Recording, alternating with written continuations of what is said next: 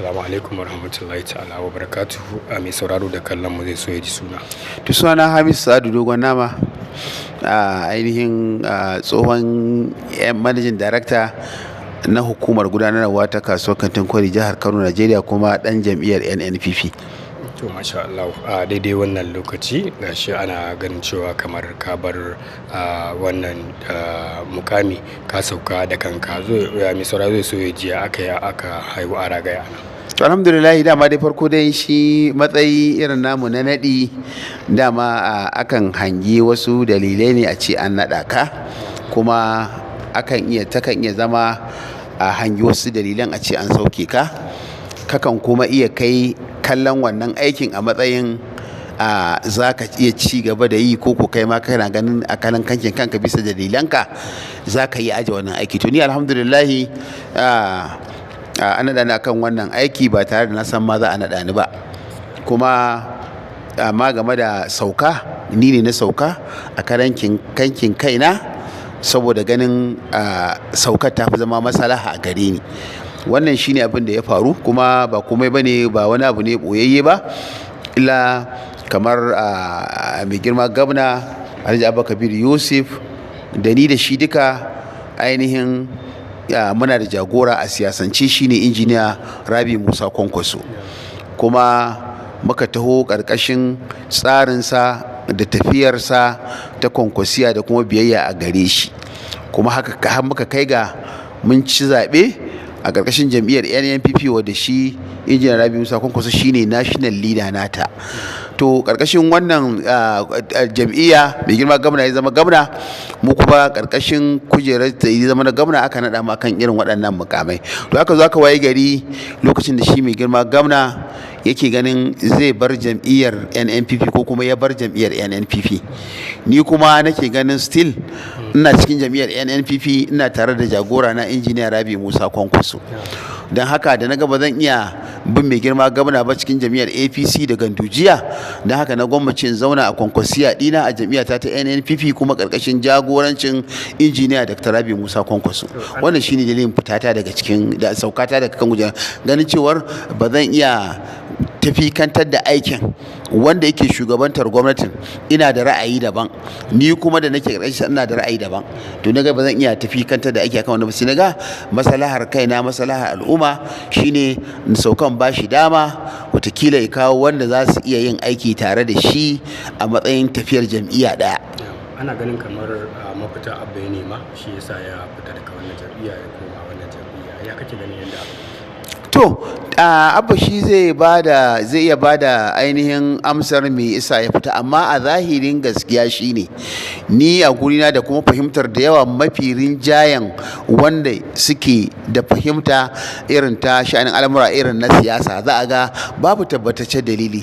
Jam'iyyar NNPP Kwankwasiya din nan ita ce jam'iyyar da muka yi fafutuka a cikinta, muka nemi goyon bayan al'ummar jihar Kano suka yadda, suka amince da manufofin jam'iyyar NNPP Kwankwasiya, suka amince da aikace-aikacen alkhairi da mai girma tsohon gwamna injiniya Rabi Musa Kwankwaso ya yi da kishin na jihar Kano, kuma kasancewar mai girma injiniya Rabi Musa Kwankwaso shine ya kawo injiniya Abba Kabir Yusuf a matsayin ya zama ɗan takarar gwamna, domin yana ganin akwai aminci a tsakaninsu na cewar izo ya tsaya wannan takara, zai rike amana, zai kula, kuma al'umma suka yadda suka zaɓi mai girma gwamna don arziki da kulawar da suke kallo ga injiniya Rabi Musa Kwankwaso. To idan har mai girma gwamna yanzu ce zai fita, kuma jam'iyyar nan NNPP din nan ba mu da kowace irin kujera ko ta kansula ba mu da ita, amma cikin taimakon Allah akwai gwamnati a matsayin matakin tarayya, akwai gwamnati a matakin jiha ta APC, muna matsayin kamar 'yan jam'iyyar adawa, sabuwar jam'iyya, amma cikin taimakon Allah muka samu tagomashi da karbuwa ga al'umma, suka zaɓe jam'iyyar NNPP Kwankwasiya da mafi rinjayen ƙuri'a, da babu gwamnan da aka zaɓa da rinjayen ƙuri'a da tafi wannan. Hakanan kowace irin fafutuka haka muka yi, haka jagoran injiniya Musa Kwankwaso izo yi. To idan aka zo aka ce yanzu za a fita daga cikin jam'iyyar akwai buƙatar mu san wani ƙarfan dalili. Dalilin da ake faɗa shine ana ganin cewar jam'iyyar APC idan aka shiga cikinta za a yi ayyuka, za a kawo jihar Kano a wasu muhimman ayyuka, jihar Kano za ta yi abubuwa da to abinda muke faɗa shine jam'iyyar mu ta NNPP yau kusan shekara 3 mai girma gwamna yake aiwatar da manufofin jam'iyyar, domin ba mu shigo, mai girma gwamna bai shigo ya tsaya takarar zaɓe a makance ba, sai da aka rubuta abin da ake kira blueprint da manufofi da mai gwamnatinmu idan ta zo za ta yi.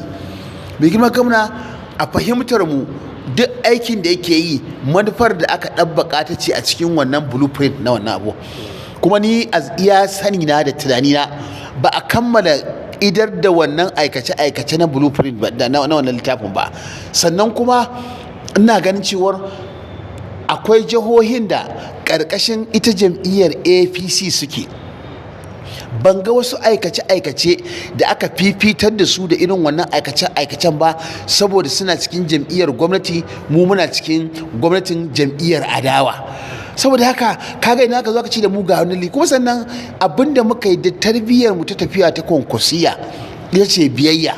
Mun yadda jagoran mu injiniya Rabi'u Musa Kwankwaso, mun yadda mun sa shi a gaba akan duk abin da ya hango yake ganin zai zama alheri a gare mu, mun yadda za mu bi shi. Har waka aka yi kafarsa kafar mu, har kungiya aka kafa Madugu kafar ka kafar mu, muka yadda da wannan tsarin. Kaga ashe kuma na wai ana ganin kamar shi kansa jagora din an nemi ya zo ya wannan tafiya bai zo ba, shi yasa shi kuma abba ya yi tafiyarsa. Ya kake ganin yadda to abin da ke faruwa shine injiniya Rabi'u Musa Kwankwaso ya faɗa a bayyane, ya faɗa mana matsayin taro, ya faɗa a kafafen yada labarai cewar a shirye yake ya yi hulɗa da kowace irin jam'iyya har ita APC din, amma sai da sharaɗi, sai da ƙa'ida.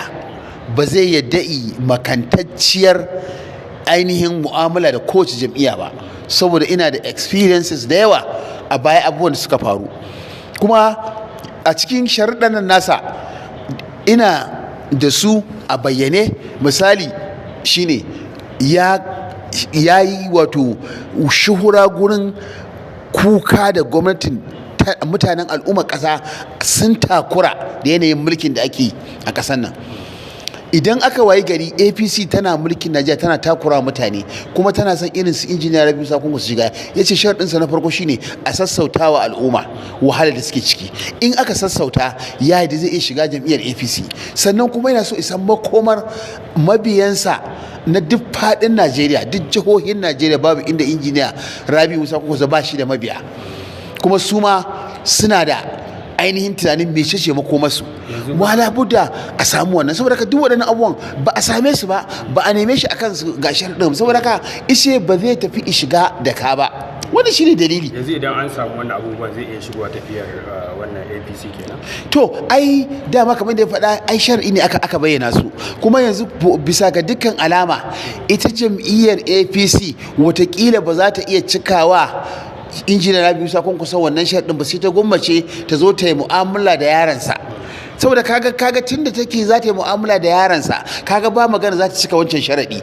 Mu kuma tunda babu cika wannan sharaɗi, babu yanda za a yi jagoran mu injiniya Musa Kwankwaso ije yi mu'amala da jam'iyyar APC. Don haka yanzu sun kama gabansu, mu kuma muna nan dama akan tsarinmu na jam'iyyar mu ta NNPP Kwankwasiya, ko muna nan daga nan zuwa zaɓe da za a yi na 2027. Idan da jam'iyyar da ta zo take ganin za mu yarjejeniya da ita, za kuma ta cika irin sharuɗan mu, muka daidaita ita, ba maki mai alaka da wata jam'iyyar. So yanzu ana ganin kamar muka dawo kamar karamar hukuma, ana ganin kamar da alaga baki ɗaya yanzu abba ya tafi da jama'a. Sai ya kuke ganin wannan abu a madadin kuma shugabannin wannan karamar hukuma? To dama da ita al'umma ta jihar Kano wanda ta yarda da shi a cikin tafiya ta siyasa, babu wanda al'ummar jihar Kano suka yarda da shi da ƙaƙƙarfar rinjaye sama da injiniya Rabi Musa Kwankwaso.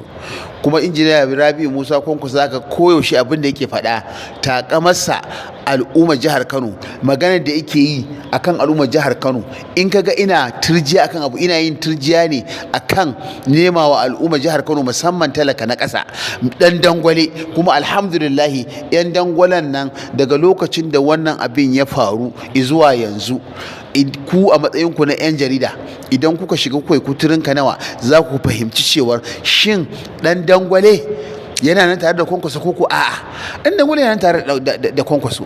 Kuma ka kula duk farin jinin da gwamnati take da shi daga lokacin da wannan abin ya faru, barin jami'ar NPP Kwankwasiya da komawar mai girma gwamna APC Gandujiya, za ka cewar farin jini da kwarjinin gwamnati ya ma ragu, ya yi ƙasa, tunda abubuwa ga su nan a bayyane suke, ba a fili ba a ɓoye ba. Don haka in al'umma tana nan tare da injiniya Rabi Musa Kwankwaso. Kuma mu a ƙaramar hukumar Dala mun je mun yi tunda suka fita muke ci gaba da tarukanmu na siyasa, muka je muka kai ziyara ta mubaya ga injiniya Rabi Musa Kwankwaso. Kowa ya ga irin dandazon mutanen da suka kai wannan ziyara. Kuma muna ci gaba da yin tarurruka kusan ko da yaushe. Ko yanzu da ka zo ka same ni muna cikin tattauna al'amuran siyasa ne na karamar hukumar Dala. Kuma insha Allahu muna masu tabbatar muku ƙuri'un da muka samu a karamar hukumar Dala akan zaben da ya gabata na 2023 wanda za mu samu a 2027 sai sun ninka waɗannan ma insha Allahu. Me yasa kun ga al'ummar jihar Kano musamman na karamar hukumar Dala? To sakona ga al'ummar jihar Kano da al'ummar karamar hukumar Dala shine a ci gaba da haƙuri, a ci gaba da addu'a, a ci gaba da ƙara ba da goyon baya ga jagoran mu injiniya Rabi Musa Kwankwaso. Manufofinsa na son kyautata wa al'umma suna nan a ransa, kuma kamar inda ake faɗa, in Allah su yarda muna addu'a muna fatan alkhairi, ubangiji Allah ya ba injiniya Rabi Musa Kwankwaso zaben ya zama shugaban Najeriya. Kuma muna nan a jihar Kano, al'umma jihar Kano sun ce jihar Kano sai abin da injiniya Rabi Musa Kwankwaso ya ce, in Allah ya so yarda. Saboda haka muna nan muna sauraron umarninsa. Kuma al'umma kowa wanda bai yi rijista ba, ana nan ana ta rijista, a je a yi rijista da ita ce za mu yi maganin irin wannan takurantuwa da gwamnatin APC tun daga ƙasa tun daga sama har ƙasa take wa al'umma. Insha Allahu za mu zo da sabon jam'iyya wacce idan aka zaɓe ta al'umma za su samu sassauci a cikin al'amuran ɓangarorin rayuwa tun daga ai ƙasa har sama. Insha Allah a ci gaba kuma da addu'a. Muna gode wa al'umma irin goyon bayan da suke ba wa jagoran mu injiniya Rabi Musa Kwankwaso. Muna so su ci gaba da wannan goyon bayan. Tuni ma na gode kwarai da gaske.